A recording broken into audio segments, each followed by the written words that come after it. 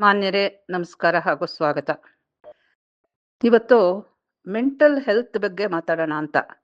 Mental health ಅಂದರೆ actually mental health ಅಂತಾನೆ ಅಲ್ಲ. ಮೆಂಟಲ್ ಹೆಲ್ತ್ ಯಾರಿಗೋ ಒಂದು ಸ್ವಲ್ಪ ಕೆಟ್ಟಿರೋ ಹಾಗಿದೆ. ಅದ್ರ ಬಗ್ಗೆ ಮಾತಾಡೋಣ ಅಂತ. ಇರಲಿ, ನಿಮಗೆಲ್ಲ ತಿಳಿದಿರೋವಂತೆ ಶ್ರೀ ಜಗತ್ ಪ್ರಕಾಶ್ ನಡ್ಡಾಜಿ, ಜೆ.ಪಿ. ನಡ್ಡಾ ಅಂತ ಅವರ ಚಿಕ್ಕ ಹೆಸರು, BJP ರಾಷ್ಟ್ರೀಯ ಅಧ್ಯಕ್ಷರು ಹಾಗೂ ಕೇಂದ್ರದಲ್ಲಿ ಆರೋಗ್ಯ ಖಾತೆ ಮತ್ತು ಕುಟುಂಬ ಕಲ್ಯಾಣ ಖಾತೆಯನ್ನ ನಿರ್ವಹಿಸ್ತಾ ಇರುವಂತಹ ಸಚಿವರು, ಅಂದರೆ ಹೆಲ್ತ್ ಮಿನಿಸ್ಟರ್. ಇವರು ಇತ್ತೀಚೆಗೆ ಏನು ಮಾಡಿದ್ದಾರೆ ಅನ್ನೋದನ್ನ ನೋಡಿದ್ರೆ ನಿಜವಾಗಲೂ ಭಯಂಕರ ಅನಿಸುತ್ತೆ ಸ್ವಾಮಿ. ಆರೋಗ್ಯ ಸಚಿವರು ತುಂಬ ಅನಾರೋಗ್ಯದಿಂದ ಪೀಡಿತರಾಗಿದ್ದಾರೇನೋ ಅಂತ ಸಂಶಯ ಬರುತ್ತೆ. ಇವರು ಮಾಡ್ತಾ ಇರೋದನ್ನ ನೋಡಿದ್ರೆ ಏಕಕಾಲದಲ್ಲಿ ಅಚ್ಚರಿ, ಆಘಾತ, ವಿಷಾದ, ನೋವು ಎಲ್ಲವೂ ಒಟ್ಟಿಗೆ ಅಮರ್ಕೊಂಡು ಬಿಡುತ್ತೆ ನಮ್ಮನ್ನ. ಅಲ್ಲ, ಇವರಿಗೆ ಇದ್ದಕ್ಕಿದ್ದಂತೆ ಒಂದು ಜ್ಞಾನೋದಯ ಆಗ್ಬಿಟ್ಟಿದೆ.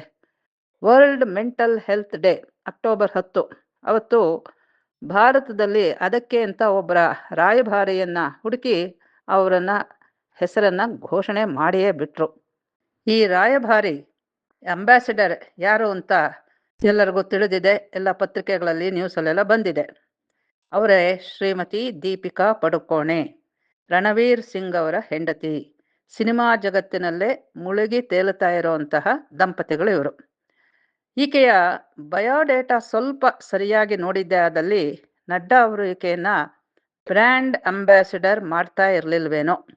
ಅವರು ದೀಪಿಕಾ ಪಡುಕೋಣೆ ಅವರ ಬಯೋಡೇಟಾ ನೋಡಿಲ್ಲ, ಕೇವಲ ಆಕೆಯ ಮುಖವನ್ನು ಮಾತ್ರ ನೋಡಿದ್ದಾರೆ ಅಂತ ಅನ್ಸುತ್ತೆ.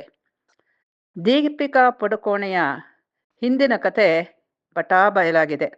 ಯಾರ್ಯಾರ ಜೊತೆಲೋ ಲಿವ್ ಇನ್ ರಿಲೇಷನ್ಶಿಪ್ಪು, ಉತ್ತಮ ಪಾತ್ರಗಳಿಗಾಗಿ ಯಾರ್ಯಾರ ಬಳಿ ಇರಬೇಕಾಯ್ತೋ ಅದೆಲ್ಲ ಎಲ್ಲರಿಗೂ ತಿಳಿದೇ ಇರೋದೇ, ಅವರೇ ಹೇಳ್ಕೊಂಡಿದ್ದಾರೆ. ನಾವೇನು ಹೇಳಬೇಕಾಗಿಲ್ಲ. ಸಿನಿಮಾ ಜಗತ್ತಿನಲ್ಲಿ ಇದೆಲ್ಲ ಮಾಮೂಲು ಅಂತ ಆ ನಟಿಯರೇ ಹೇಳ್ಕೊಂಡಿದ್ದಾರೆ. ಇತ್ತೀಚೆಗೆ ಮಿಲ್ಕಿ ಬ್ಯೂಟಿ ಅನ್ನಿಸ್ಕೊಂಡಿರೋ ತಮನ್ನಾ ಭಾಟಿಯಾ ಈ ಬಗ್ಗೆ ಮುಕ್ತವಾಗಿ ಹೇಳ್ಕೊಂಡಿದ್ದಾರೆ. ದೀಪಿಕಾ ವಿಚಾರಕ್ಕೆ ಬಂದರೆ, ಕೆಲವು ಸಿನಿಮಾಗಳಲ್ಲಿ ಅವರ ಉಡುಗೆ ತೊಡುಗೆ ಕುಣಿತ ದೇವರಿಗೇ ಪ್ರೀತಿ ಅನಿಸುತ್ತೆ. ಹೊಟ್ಟೆಪಾಡಿಗಾಗಿ ವೇಶ್ಯಾವೃತ್ತಿ ಹಿಡಿದಿರುವವರು ಕೂಡ ಈ ಮಟ್ಟಕ್ಕೆ ಇಳಿಯೋದಿಲ್ಲ ಅಂತ ಖಂಡಿತ ಅಂತ ಅನಿಸುತ್ತೆ. ಆಕೆಯ ಬದುಕಿನಲ್ಲಿ ನೀತಿ, ನಿಯತ್ತು, ಸಂಯಮ, ನಿಯಮ ಯಾವುದಕ್ಕೂ ಕಿಲುಬು ಕಾಸಿನ ಬೆಲೆ ಇಲ್ಲ. ಬಾಲಿವುಡ್ನಲ್ಲಿ ದೇಹ ಸೌಂದರ್ಯಕ್ಕೆ ಮಾತ್ರ ಎಲ್ಲಿಲ್ಲದ ಬೆಲೆ ಇರೋದು. ಇದಿಷ್ಟೇ ಆಗಿದ್ರೆ ಏನೋ ಹೋಗ್ಲಿ ಅಂತ ಅನ್ಬೋದಾಗಿತ್ತೇನೋ. ಅಷ್ಟೇ ಅಲ್ಲ ಸ್ವಾಮಿ, ಈ ದೀಪಿಕಾ ಮಹಾರಾಣಿ ಈಕೆ ಭಾರತ್ ತೆರೆ ತುಕಡೆ ಹೊಂಗೆ ಅಂತ ಹೇಳ್ತಾರಲ್ಲ, ತುಕಡೆ ಗ್ಯಾಂಗಿನ ಸದಸ್ಯ ಕೂಡ. ಡ್ರಗ್ ಮಾಫಿಯಾ ಮೆಂಬರ್, ಸ್ವತಃ ನಶೇಡಿ. ಸ್ವಾಮಿ ನಡ್ಡಾಜಿ ಅವರೇ, ಇಂಥವರನ್ನ ನೀವು ಬ್ರ್ಯಾಂಡ್ ಅಂಬಾಸಿಡರ್ ಮಾಡಿ ನಮ್ಮ ಯುವಜನತೆಗೆ ಯಾವ ರೀತಿಯ ಸಂದೇಶ ಕಳಿಸ್ತಾ ಇದ್ದೀರಿ, ಏನು ಸೂಚನೆ ಕೊಡ್ತಾ ಇದ್ದೀರಿ ಸ್ವಾಮಿ? ಇದಿಷ್ಟೇ ಅಲ್ಲ, ಮಾತೆತ್ತಿದ್ರೆ ವಿದೇಶಕ್ಕೆ ಹಾರಿ ಭಾರತವನ್ನ, ಮೋದಿಜಿಯನ್ನ, BJP ಸರ್ಕಾರವನ್ನ ಹೀನಾಮಾನ ನಿಂದಿಸುವ ಮೂರ್ಖ ಧೂರ್ತ LOPಯೇ ಭಾರತದ ಪ್ರಧಾನಮಂತ್ರಿ ಆಗಬೇಕು ಅಂತ ಬೇರೆ ಈಕೆಯ ಅಂತರಂಗದ ಆಸೆಯನ್ನ ತೋಡ್ಕೊಂಡಿದ್ದಾರೆ. ಅಂದ್ರೆ ಈಕೆ ಎಂಥ ಮಹಾ ಮೇಧಾವಿ ಇರಬಹುದು ನೋಡಿ. ಇಂಥವರನ್ನ ಬ್ರ್ಯಾಂಡ್ ಅಂಬಾಸಿಡರ್ ಮಾಡ್ತಾ ಇರೋಂತಹ ನಿಜವಾಗ್ಲೂ ಸ್ವಾಮಿ ಮೆಂಟಲ್ ಹೆಲ್ತ್ ಸರಿ ಇದೆಯಾ ಅಂತ ಕೇಳಬೇಕಾಗಿದೆ. ನಡ್ಡಾ ಅವರೇ, ದೀಪಿಕಾ ನಿಮಗೆ ಬಹಳ ಇಷ್ಟವಾಗಿದ್ದರೆ ನಿಮ್ಮ PS ಪರ್ಸನಲ್ ಸೆಕ್ರೆಟರಿ ಮಾಡ್ಕೊಳ್ಳಿ.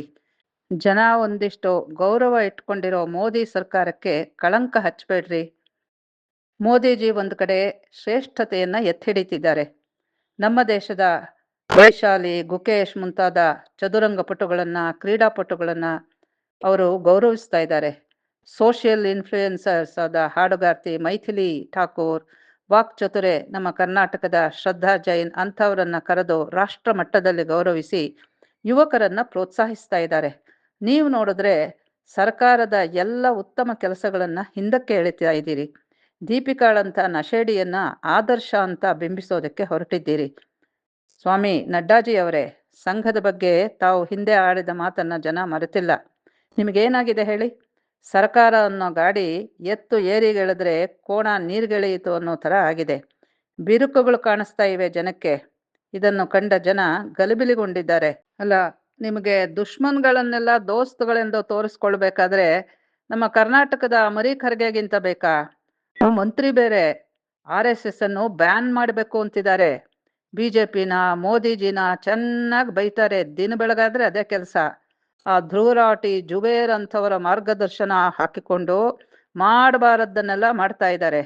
ನೀವು ಮೆಚ್ಚಿಕೊಳ್ಳೋ ಗುಣಮಟ್ಟ ನೋಡಿದ್ರೆ ಗುಣಕ್ಕೆ ಸರಿಯಾಗಿ ಮಟ್ಟ ಹಾಕುವಂತಹ ಗಿರಾಕಿ ಇದೇನೆ. ಸೂಕ್ತ ಅಂತ ಅನ್ಸುತ್ತೆ. ಅವರನ್ನೇ ನೀವು ಮಾಡ್ಕೊಳ್ಳಿ. ಅಲ್ಲ ರೀ, ಆರೋಗ್ಯ ಮಂತ್ರಿಗಳೇ, ಊರಿಗೆಲ್ಲ ರಾಷ್ಟ್ರವಾದ ಬೋಧಿಸ್ತೀರಾ, ನೀವು ಮಾತ್ರ ರಾಷ್ಟ್ರದ್ರೋಹಿಗಳಿಗೆ ಮಣೆ ಹಾಕ್ತೀರಾ. ಇದ್ಯಾವ ನ್ಯಾಯ ಸ್ವಾಮಿ? ಮಾಡೋದೆಲ್ಲ ಅನಾಚಾರ, ಮನೆ ಮುಂದೆ ಬೃಂದಾವನ ಅಂದಂಗಾಯ್ತು. ಅಲ್ಲ, ಯಾತಕ್ಕೆ ಈ ಬ್ಲೋ ಹಾಟ್ ಬ್ಲೋ ಕೋಲ್ಡ್ ದ್ವಿಮುಖ ನೀತಿ?